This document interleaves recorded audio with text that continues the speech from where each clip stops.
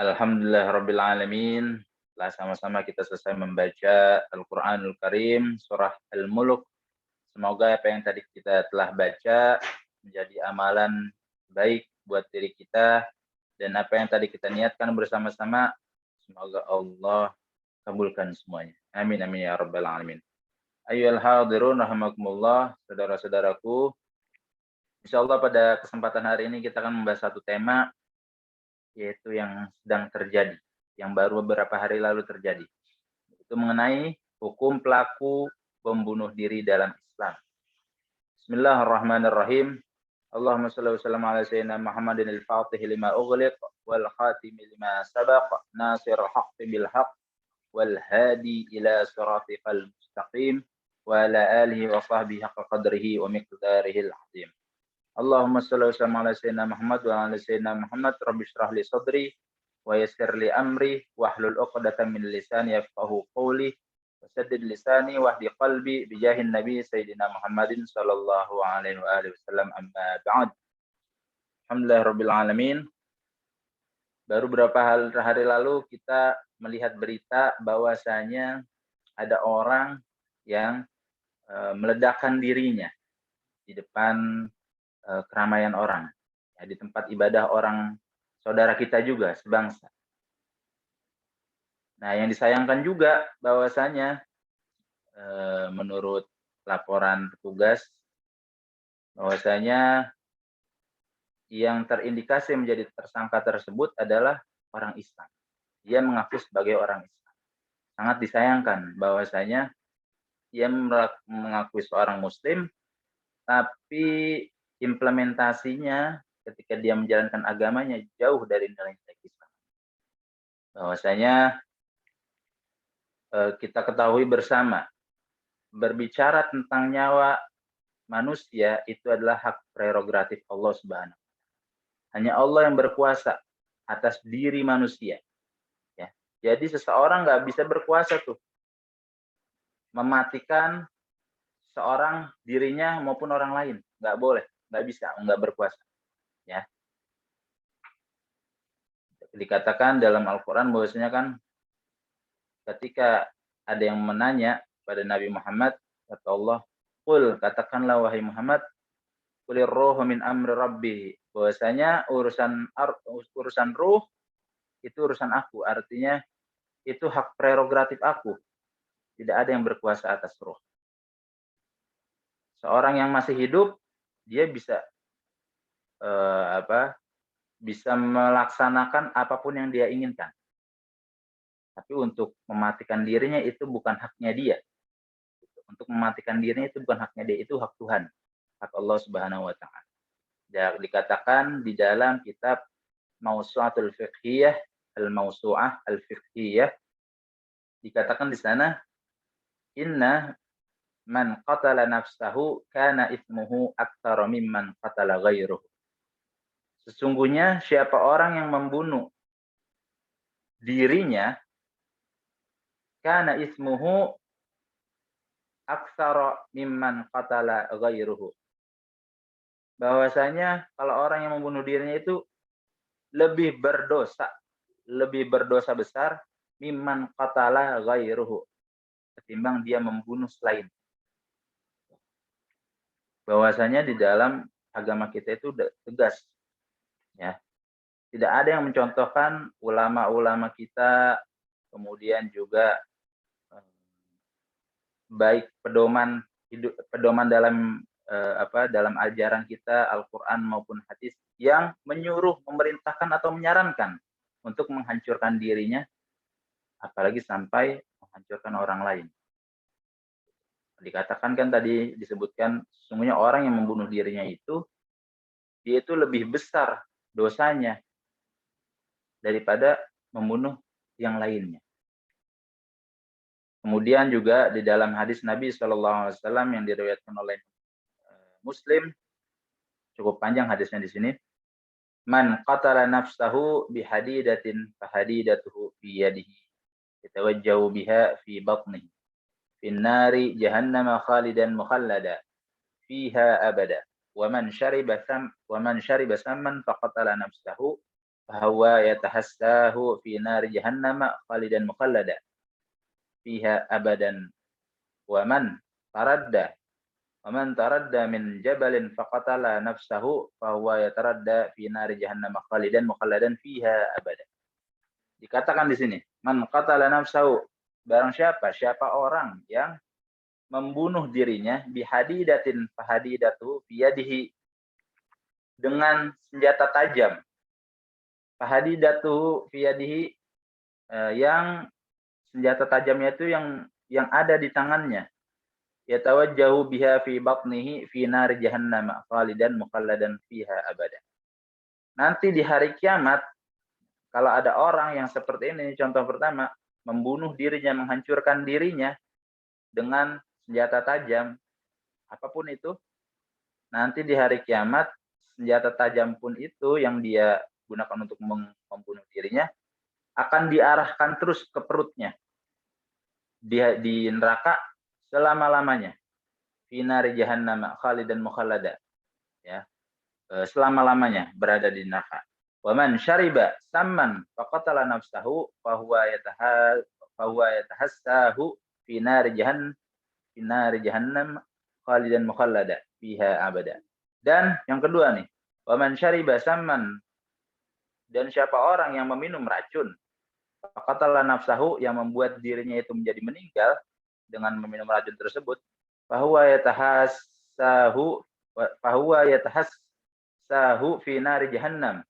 Nanti kelak di neraka, orang tersebut terus meminum racun, nggak berhenti-berhenti, khalidan mukhallada, selama-lamanya.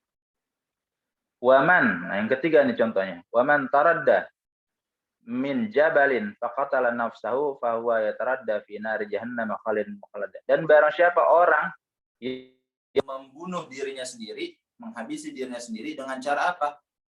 Menjatuhkan dirinya dari atas bukit, dari atas gunung, ya, bunuh diri dari atas gunung, faqatala nafsahu fahuwa yataradda fi nari jahannam khalidan mukhallada. Nanti di neraka kelak, orang tersebut akan mengulanginya lagi perbuatan tersebut selama-lamanya. Khalidan mukhallada, selama-lamanya. Nah, kemudian dijelaskan juga, ya, lanjutannya dari hadis tersebut, dikatakan di sini annal murada bi khuludi tulul muddati wal iqamatu al mutawwalah la haqiqatan dawami kama yuqalu.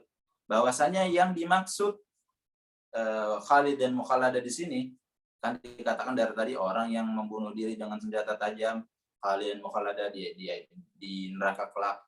Kemudian orang yang minum racun, khalidan mukhallada finar jahannam. Kemudian juga orang yang bunuh diri dari ketinggian, dari atas gunung, finar jahannam khalidan mukhallada. Khalidan mukhallada. Nah, yang dimaksud khalidan mukhallada di sini bukan selama-lamanya seperti apa nih? Seperti arti dari segi bahasanya. Ya, bukan arti sebenar-benarnya khalidan mukhallada. Ya, para ulama menafsirkan bahwasanya hadis tersebut khalid mukhallada ini adalah menunjukkan bahwasanya nanti orang-orang seperti ini nih di neraka itu akan menempuh waktu yang sangat lama di dalam sana, gitu kan, sampai dia itu benar-benar merasakan apa yang telah dia kerjakan di dunia, yang dia membunuh dirinya sendiri, ya kan. Nah, kemudian juga bahwasanya kalau misalnya kita melihat fenomena yang terjadi sekarang, mereka melakukan hal demikian tentu dengan mempunyai alasan. Ya, orang-orang seperti itu tuh melakukan menghancurkan dirinya itu mempunyai alasan. Nah, alasan yang mereka punya yaitu tidak sejalan dengan apa yang diajarkan Islam. Bahwasanya Islam itu harus menebarkan kedamaian, ya kan, harus menjaga sekelilingnya, menjaga dirinya. Di dalam Al-Quran dijelaskan wala tulqu biaidikum ila tahluka. Nggak boleh kita mencelakakan diri kita sendiri, ya kan. Kemudian juga di dalam hadis bahwasanya man salimal muslimun min lisanihi wa yadihi, orang yang disebut orang Islam itu adalah orang yang menyelamatkan muslim yang lainnya dengan ucapannya maupun dengan perbuatannya. Kalau kita lihat fenomena yang terjadi sekarang, mana implementasi menyelamatkan saudara muslim atau saudara sesama manusia dengan tangannya? Justru malah dia melakukan yang sebaliknya, menghancurkan, ya kan? Dengan dalih apa? Yang dia percayai, alasan yang dia percayai. Tentu kalau misalnya dia beragama Islam, udah bukan nilai-nilai Islam yang dipegang oleh dia.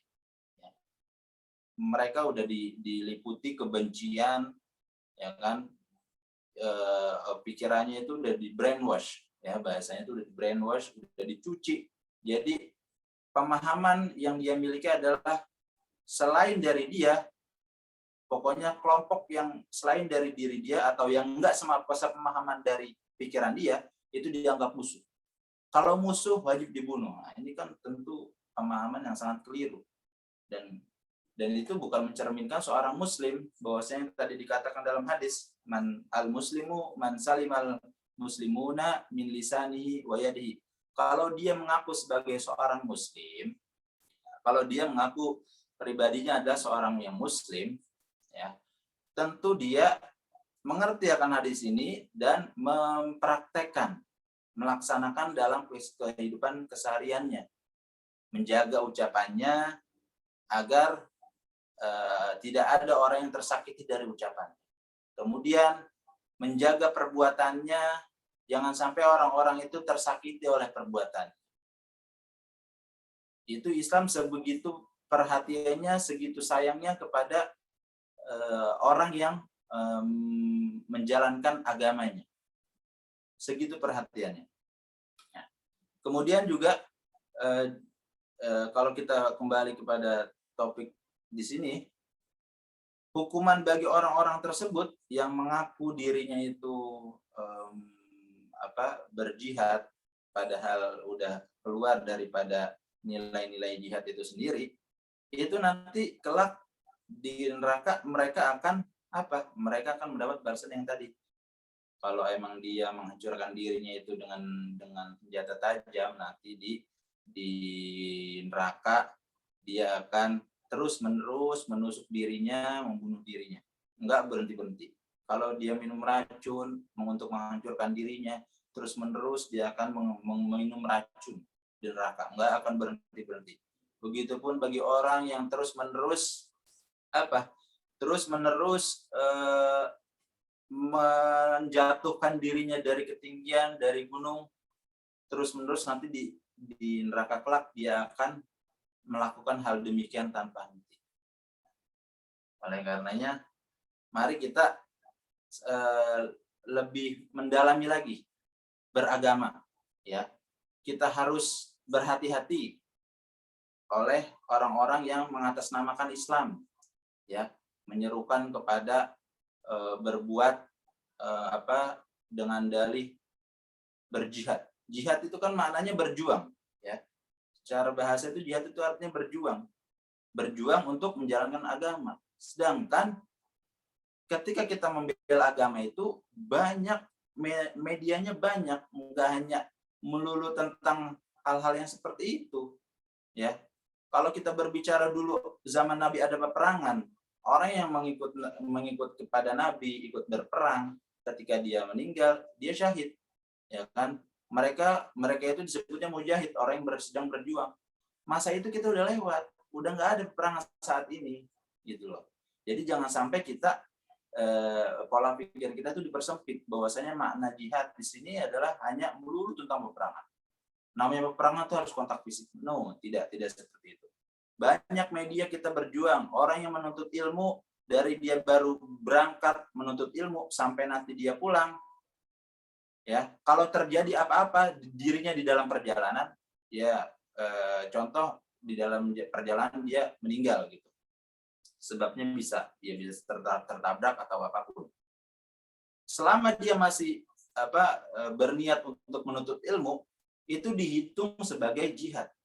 sampai dia kembali ke rumah. Kalau dia ada apa-apa nanti di luar sana, seorang penuntut ilmu tersebut dihitung sebagai syahid. Itu berbicara medianya jadi banyak. Kalau berbicara tentang jihad, nggak melulu hanya tentang peperangan, ya kan? Kita yang tadi, maksudnya yang tadi hadis dikatakan Nabi, man salimas muslimun min lisani wa yadihi, orang juga bisa berjihad dengan bertutur kata yang baik, kemudian juga berbuat yang baik. Jadi tidak melulu tentang hal-hal yang peperangan yang seperti itu. Jadi kita jangan mau pemikiran kita itu dipersempit, ya. Kita harus pandai-pandai memilih guru, ya. Orang-orang seperti itu sebenarnya orang-orang yang salah jalan. Dia itu salah memilih guru. Atau tidak punya guru, lebih celakanya lagi. Ya kan? Karena tidak punya guru, dia belajar sendiri tanpa bimbingan seorang guru. Gurunya siapa? Ya gurunya setan. Yang mengakibatkan dia terjerumus ke dalam kesesatan. Nauzubillah, summa nauzubillah. Nah, oleh karenanya kita nih sebagai orang-orang yang dibekali akal pikiran sempurna oleh Allah, jangan mau kita itu mengikuti ajaran-ajaran yang seperti itu tuh, karena itu bukan bagian dari Islam. Ya, Islam itu mengajarkan untuk berbuat baik, ya, kemudian juga berbuat ma'ruf, kemudian berkata yang baik. Pokoknya hal-hal yang keindahan itulah mencerminkan Islam, bukan sebaliknya. Kalau sebaliknya itu berarti dia udah keluar dari Islam. Mungkin kiranya hanya itu yang dapat saya sampaikan. Mudah-mudahan kita senantiasa dalam lindungan Allah Subhanahu wa taala, diri kita, keluarga kita, dan orang-orang yang kita cintai semuanya. Amin amin ya rabbal alamin. Amin ya rabbal alamin. Assalamualaikum warahmatullahi wabarakatuh.